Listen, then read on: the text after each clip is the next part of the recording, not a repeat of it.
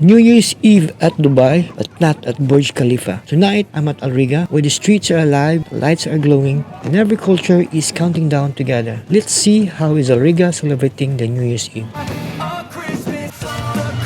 So kini nga area mga Pilipino na magpapagaling, nalabog yung mga balon. My parents are both liars. I got gifts but one subscribers.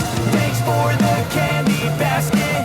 Oh God, another jacket. My star. Just look at this crowd. Family, friends, tourists, all celebrating together. This is what I love about Al Riga. Different cultures, one street, one New Year. You can feel the energy everywhere.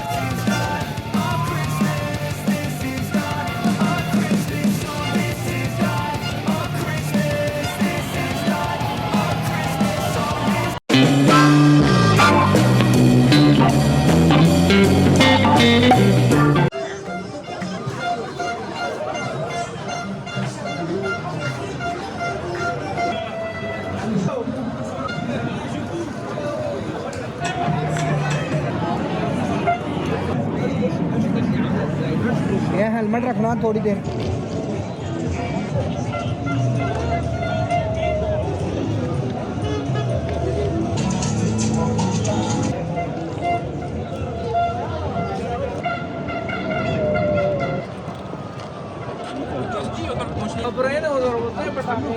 ये चुको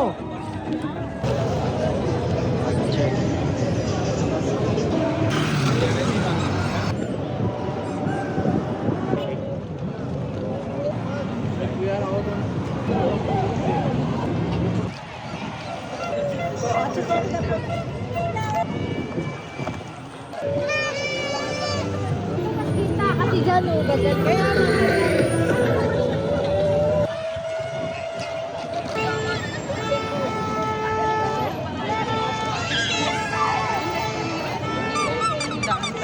uy, diretsuhin na lang natin. Sige.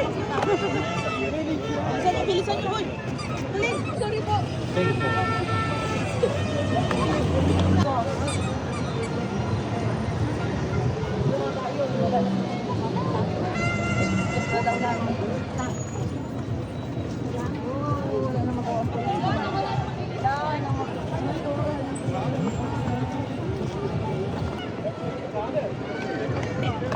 अभी होएगा क्या? हाँ लाइट है हाँ